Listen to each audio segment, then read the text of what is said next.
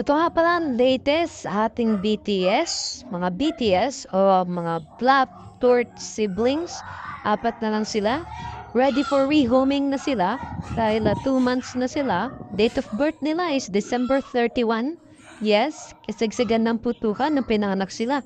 Kinabahan nga ako, nakita ako na nanganak na pala yung nanay nila dahil New Year's Eve yun, putukan. So baka may stress siya. Tigla na lang niyang patayin yung mga anak niya. Buti na lang at hindi. At yun nga, nag-survive sila hanggang ngayon. 2 lalaki at 2 babae. Pare-pareho sila ng kulay. Magto 2 months na sila this February. Napakakit nila, maliliit pa lang. At masisigla sila, nagbibingkis-bingkis na sila. Very playful. Pag binaba mo naman talaga sila napakabilis nilang tumakbo. Every afternoon, pinapakawalan namin sila para na-exercise nila at nag-enjoy sila na tumatakbo.